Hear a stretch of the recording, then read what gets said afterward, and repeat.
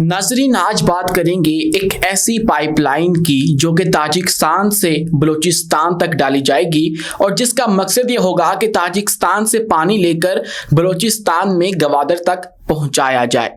ये ऐलान किया गया है सदर पाकिस्तान आसिफ अली जरदारी की जानिब से और उसके बाद बहुत सारे सवालात ने जन्म लिया है कि क्या वाकई पाकिस्तान में पानी की इतनी कमी हो चुकी है कि अब हमें दूसरे ममालिक से पानी लेना पड़ेगा, और क्या वाकई पाकिस्तान के पास जो है वो इतना पानी अब बाकी नहीं बचा है, और क्या पाकिस्तान का ये वाला जो एक मेगा प्रोजेक्ट है जिसके तहत हम ताजिकिस्तान से पानी लेंगे, इसके ऊपर जो खर्चा आएगा वो इसका जो इनाम है हमें उसके मुताबिक है या नहीं, या फिर ये तमाम तर जो मामला है इसका अल्टरनेटिव क्या है। ये तमाम तर सवालात जो हैं वो इस वक्त उठाए जा रहे हैं इस मेगा प्रोजेक्ट के ऊपर, जिसके अंदर हम ताजिकिस्तान से दुबई की मदद से जो है वो पानी लेने जा रहे हैं और एक पाइपलाइन डालने की जो बातचीत है, बाज़गिश्त है, वो सुनाई दे रही है। तमाम तर सवालात के जवाब जानेंगे आज की इस वीडियो में, लेकिन उससे पहले हमारी आपसे दरख्वास्त है कि इस चैनल को लाइक कीजिए, सब्सक्राइब कीजिए और बेल आइकन को लाजमी दबा दीजिए। तो दोस्तों, हाल ही में सदर आसिफ अली जरदारी ने एक तकरीब से खिताब करते हुए ये ऐलान किया और बताया कि वो मंसूबा जिसको 2023 के अंदर जिसका आइडिया पेश किया गया था, यानी ताजिकिस्तान से बलूचिस्तान तक पानी पहुंचाने के लिए एक पाइपलाइन डालने का मंसूबा, उसकी फिजिबिलिटी स्टडी मुकम्मल की जा चुकी है। और ये फिजिबिलिटी स्टडी जो है वो मुत्तहदा अरब इमारात की जानिब से जो है वो मुकम्मल की गई है, और जिसके बाद ये फिजिबिलिटी स्टडी चीन को भी मुहैया की गई और अब चीन भी इसके ऊपर स्टडी करेगा और वो देखेगा कि आया ये मौजू जो फैसला है वो है या नहीं। इसके मुताबिक होगा ये कि ताजिकिस्तान से एक पाइपलाइन डाली जाएगी, इतनी लंबी पाइपलाइन कि वो पाकिस्तान में बलूचिस्तान तक आएगी और बलूचिस्तान तक आकर गवादर को ये जो पानी है वो मुहैया करेगी। साफ पानी जो है वो मुहैया किया जाएगा गवादर में।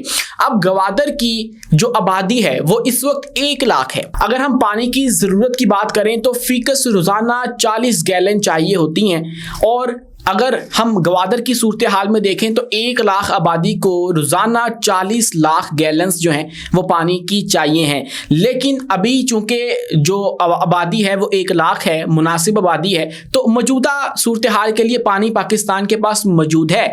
लेकिन चूँकि वहाँ पे गवादर पोर्ट जो है वो बन रही है, तो उसके बाद आइंदा आने वाले 5 से 10 सालों में ये आबादी 5 गुना तक बढ़ेगी और उसके लिए फिर जो पानी जो है वो चाहिए होगा वो 2 करोड़ गैलन तक चाहिए होगा, जिसके लिए पाकिस्तान ने कुछ प्लांट्स भी लगाए, उससे भी हमारी जो ज़रूरत है वो पूरी नहीं हुई। लेकिन उसके बाद कुछ डैम्स भी लगाए गए, उससे भी हमारी जो ज़रूरत है वो इतनी पूरी नहीं हुई कि अगले 5 से 10 सालों में हम 2 करोड़ जो गैलन्स हैं वो पानी की वहाँ पे मुहैया कर सकें। लेकिन इसके बाद माहिरीन जो हैं वो बहुत सारे सवालात भी उठा रहे हैं कि ये जो मंसूबा ताजिकिस्तान से बलूचिस्तान तक का बताया जा रहा है, इसके अंदर जो है वो लागत बहुत ज़्यादा आएगी। अब जो एक मुनासिब सा एक अंदाज़ा है उसके मुताबिक 1 क्यूसिक पानी ट्रांसफ़र करना हो अगर आपने एक जगह से दूसरी जगह पे, तो उसका पूरी दुनिया के अंदर इस वक्त जो एवरेज खर्चा आता है वो $2 करोड़ के करीब आता है। और ताजिकिस्तान से पाकिस्तान तक का या बलूचिस्तान तक का जो सफ़र है वो 2500 किलोमीटर है।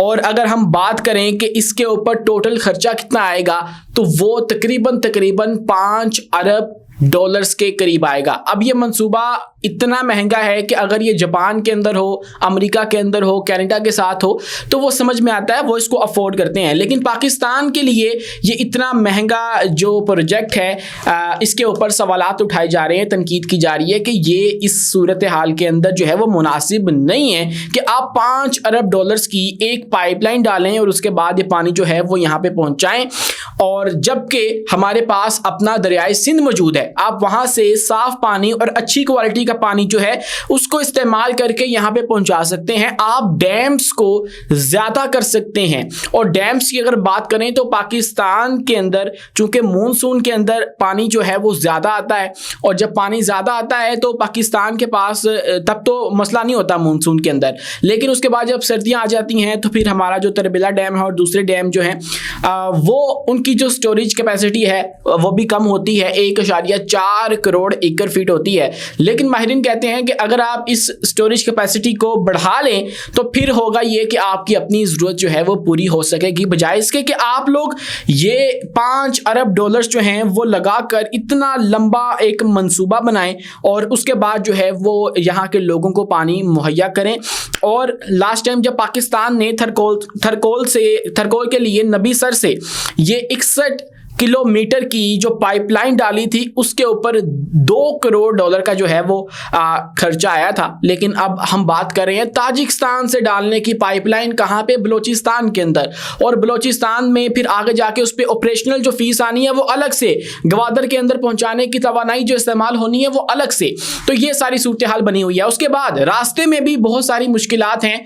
मुश्किलात ऐसी हैं कि ताजिकिस्तान से जब पानी आना है तो पानी वो आना है अफगानिस्तान से होता हुआ, क्योंकि वहां पे एक बहुत ही स्ट्रेटेजिक पार्ट है वखान कॉरिडोर का। वखान कॉरिडोर से जब आपने पास करना है तो वहां पे उनको अलग से किराया देना पड़ेगा, अलग से जो है उनकी टेरिटरी से आपने गुजरना है तो उनको फीस देनी पड़ेगी, तो वो पैसे भी अलग से लगेंगे। तो ये 5 अरब डॉलर से भी काफ़ी जो अजाफी मामला है वो बन जाएगा। उसके बाद आगे आते आते सारा जो मामला है वो बहुत लंबा चौड़ा जो खर्चा है वो ये है इस सारे मामले का।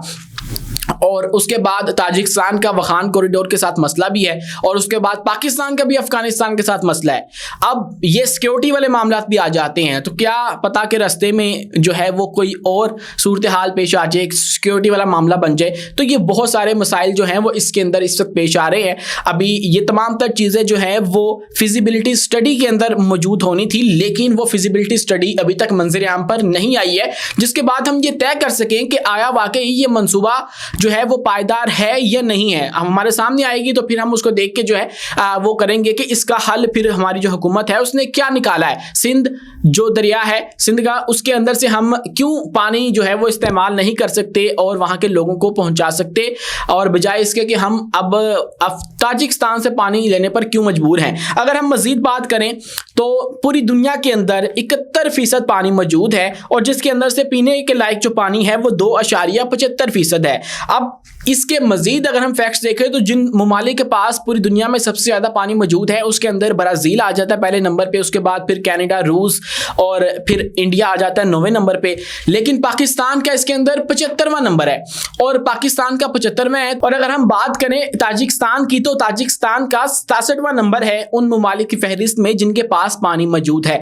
अब ताजिकिस्तान के पास भी कोई वैसे बाहर तो लग रहा है कि बहुत ज़्यादा पानी मौजूद नहीं है, लेकिन इसमें आ जाता है आबादी का फर्क। पाकिस्तान की 25 करोड़ आबादी है जबकि ताजिकिस्तान की महज 1 करोड़ आबादी है। तो 1 करोड़ आबादी जो है वाला मुल्क जो है उसके पास ज्यादा पानी मौजूद है पाकिस्तान के मुकाबले में। तो इसलिए ये बात हमें बताती है कि ताजिकिस्तान के पास हमारे से बहुत ज्यादा पानी मौजूद है और जो उनकी अपनी जरूरत है उससे भी बहुत ज्यादा पानी जो है वो मौजूद है। तो इसलिए वो ट्रांसफर जो है वो तो कर सकता है, लेकिन मसला ये है कि ताजिकिस्तान जो है उसकी जो रुकबे की बात करें तो वो 1,42,600 मुरब्बा किलोमीटर है और जिसमें 8,000 से ज़्यादा ग्लेशियर ही मौजूद हैं। लेकिन मसला यह है कि ताजिकिस्तान का जो मेन सोर्स है वो दरियाए आमू है।